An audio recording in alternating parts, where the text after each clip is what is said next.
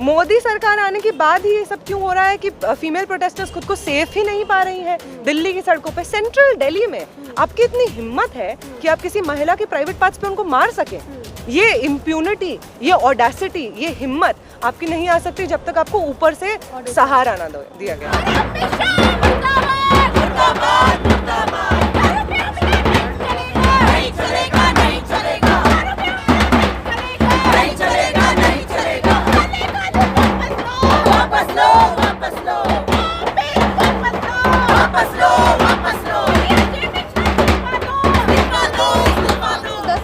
आयशा की तरफ से जो कॉल दी गई थी गृह मंत्री अमित शाह के घर के बाहर लखीमपुर खीरी में जो कुछ भी हुआ उसको लेकर, जो अजय मिश्र हैं गृह राज्य मंत्री, उनके इस्तीफे और उनकी गिरफ्तारी की मांग को लेकर जो ये प्रोटेस्ट कर रहे थे लोग, और वहाँ जो महिला आंदोलनकारी प्रदर्शनकारी थे उनके साथ जिस तरीके का व्यवहार पुलिस ने अपनाया, उनमें से एक भुक्तभोगी हैं श्रेया कपूर जो इस वक्त मेरे साथ हैं। श्रेया, उस दिन आप लोगों को पहले तो अलग से डिटेन किया गया, अलग से बस लाई गई, खाली बस, जिसमें आप और आपकी एक साथी थी।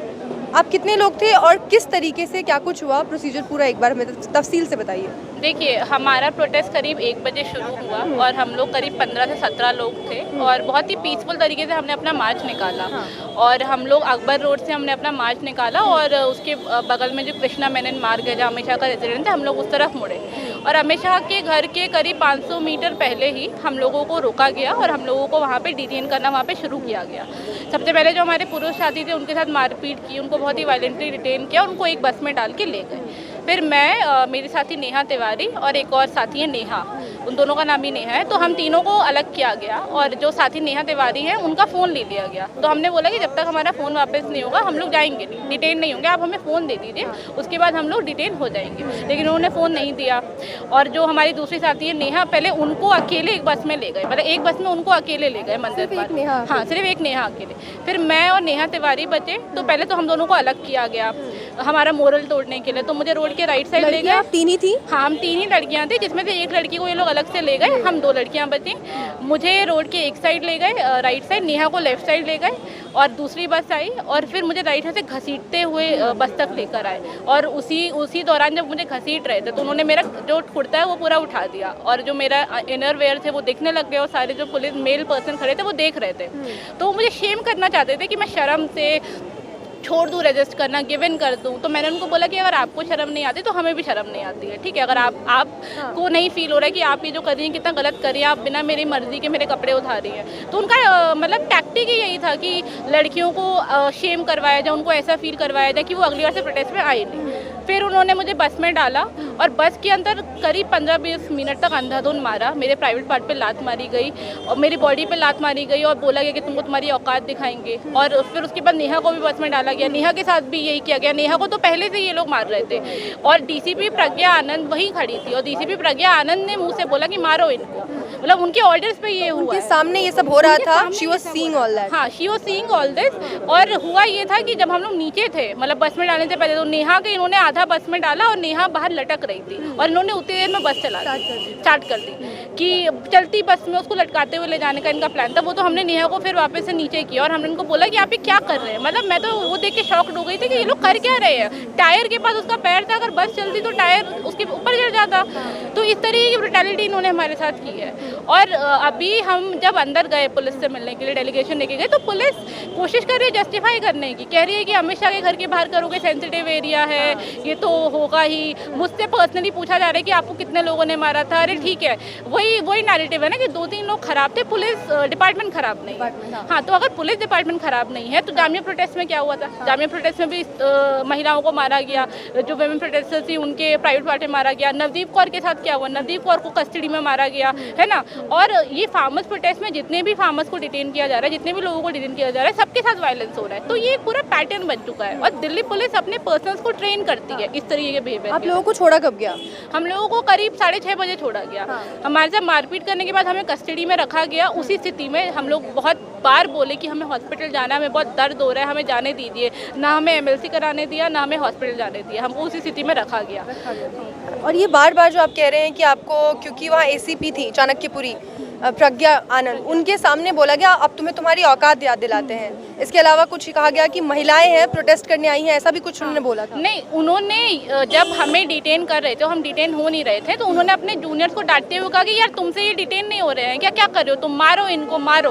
तो बेसिकली यही बोलना चाह रही थी कि ऐसे नहीं मानेंगे, इनको मारना पड़ेगा। मतलब उन्होंने दिमाग में पहले से ही बायस बना के रखा है कि ये तो एंटी नेशनल है, ये लोग तो आतंकवादी है, देशद्रोही है। हुक और बाय क्रूक इन्हें कंट्रोल करना है, बाय हुक और बाय क्रूक इनको कंट्रोल करना है, इनको मारना ही है, यही है वो। मतलब आप वीडियो में भी दे सकते हैं, वीडियो में हम यही बोल रहे हैं कि आप हमें फ़ोन दे दीजिए, हम चल पड़ेंगे।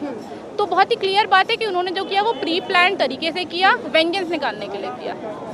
तो बहुत शुक्रिया हमसे बात करने के लिए आपका श्रेया। तो ये श्रेया थी जिनके साथ कस्टडी में इनकी दो और साथी थे, नेहा तिवारी और एक और नेहा जिनका नाम है। इन तीनों के साथ कस्टडी में जिस तरीके का व्यवहार किया गया दिल्ली पुलिस के द्वारा, और इनका आरोप है कि चाणक्यपुरी की जो एसीपी हैं प्रज्ञा आनंद, उनके सामने ये सब कुछ हुआ और उसको लेकर आज ये यहाँ प्रोटेस्ट कर रहे हैं। अब जो इनकी साथी है नेहा, उनसे भी बात कर लेते हैं और पूरा जो सिनेरियो है वो उनसे जान लेते हैं। बाद ही आपको इंक्वायरी करेगा और उसके बाद ही इस तरीके की इंक्वायरी हो सकती है। तो हमको यही बोला उन्होंने, जो दीपक और जसपाल जी अंदर मिले, एसीपी हैं वो, कि वो एक इंडिपेंडेंट इंक्वायरी करेंगे और निष्पक्ष जांच करेंगे, ये उन्होंने हमको बोला। हम उम्मीद करते हैं कि वो इस पे खरा उतरे, और अगर वो नहीं उतरते हैं तो हम इतना गुस्सा हैं, बहुत ज़्यादा गुस्सा है, 3 साल का ये गुस्सा है जब महिला फीमेल प्रोटेस्टर्स के साथ में ये हो रहा है, हम फिर यहाँ आएंगे और फिर प्रोटेस्ट करेंगे। प्रज्ञा आनंद के इस्तीफे को लेकर क्या बात हुई? प्रज्ञा आनंद के इस्तीफे को लेकर हमने बार बार स्ट्रेस किया। हमने कहा कि जब तक आप प्रज्ञा आनंद अपने पोजीशन में है तब तक इंडिपेंडेंट इंक्वायरी हो इसका सवाल ही पैदा नहीं होता है। तो आप सबसे पहले उनको सस्पेंड करिए, उसके बाद अपना इंक्वायरी शुरू कीजिए।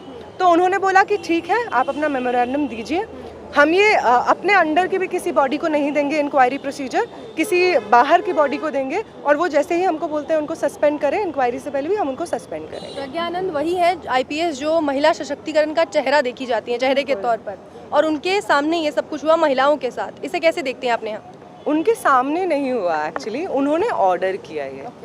हम लोग जब प्रोटेस्ट शुरू, मैं आयशा दिल्ली की सेक्रेटरी हूँ, तो प्रोटेस्ट से पहले मुझे फ़ोन आया, उन्हीं का आया, प्रज्ञा का। उन्होंने नाम से आइडेंटिफाई खुद को किया, बोली मैं प्रज्ञा बात कर रही हूँ, चाणक्यपुरी की एसीपी हूँ, क्या प्रोटेस्ट कर रहे हैं, कैसे होगा, ये सब बोला। ठीक से बातचीत हुई, कोई प्रॉब्लम नहीं हुआ। उसके बाद जब हमको डिटेन कर रहे थे, सब प्रोटेस्टर्स को एक बस में डिटेन किया, मुझे एक अलग बस में किया, पूरी बस में सिर्फ मेरे को डिटेन किया, और एक बाद में एक और बस आई सिर्फ 2 लड़कियों को डिटेन करने के लिए। तो जब हमको डिटेन कर रहे थे और हम आधा बस के अंदर और आधा बस के बाहर थे, ऑलमोस्ट टायर के सामने हम लोग खड़े थे, वहीं पर दरवाज़ा होता है, इन्होंने एक तो बस चलाना शुरू कर दिया। ऐसी स्थिति में जब हम टायर के नीचे आ सकते थे, तो हम लोग चिल्लाए, ज़ोर ज़ोर से हमने दरवाज़ा पीटा, तब इन्होंने बस रोकी।